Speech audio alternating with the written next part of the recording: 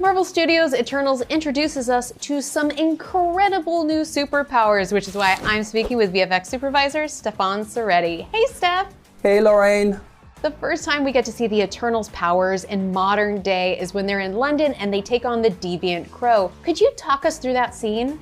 Well, it's a sequence that comes a little bit early in the film. You've seen a bit of the Deviants in past times, but in this moment, we really introduce the leader of the Deviants, which is Crow. Cersei, played by Gemma Chan, lives in London. So we had that beautiful location of Camden. So the Deviant comes from the river. Cersei does a bit of transmutation on the ground to fight that Deviant. There's also a sprite that uses our illusions to kind of confuse the Deviant.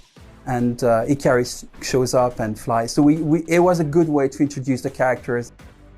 You had to work with the incredible director Chloe Zhao. Did she give you any particular direction as you began to work on this scene? She comes with a background of shooting on location, shooting in nature. So one of the approach for the filming was really to try and shoot on location as much as possible. So we tried to keep the shoot as loose as possible to really frame the actors, how they move and how the camera is moving. Chloe really likes very wide lenses as well, so you see a lot of the environment all the time, which creates some complication for us because you see much more than you usually see when you use longer lenses. Definitely. So let's talk about a few of these moments, like when Sprite manifests all of these different illusions of her and Cersei in order to confuse the Deviant Crow. What was the process like for creating that sequence? We had to do a mixture of shooting on location, then shooting multiple passes with motion control cameras of the actresses on a blue screen stage and being in different positions for every shot, creating that library of elements and matching the light that we had on the bridge. And then also further away from the camera, we could use digital doubles, so animated versions of Sprite and Cersei that we could duplicate and animate in the background and make it feel like there's multiple versions of the two characters. That's incredible.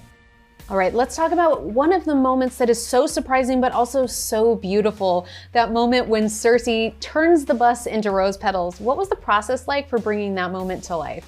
One complexity of that moment was to make it a believable moment. So the previous was really mostly about trying to find the right dynamic, the right animation for the bus and for Icarus and Crow hitting it. So that was pretty important for us to know, all the distance and the speed of the bus and where everybody had to be at that moment to make sure that everything was in place. Then after that, we had a bus on the day for the shoot.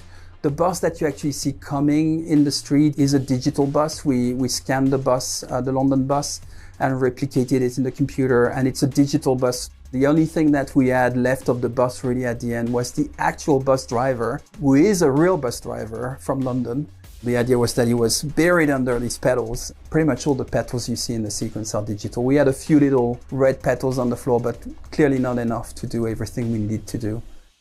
I really like the moment of the bus, actually, because I really like the unexpected nature of it.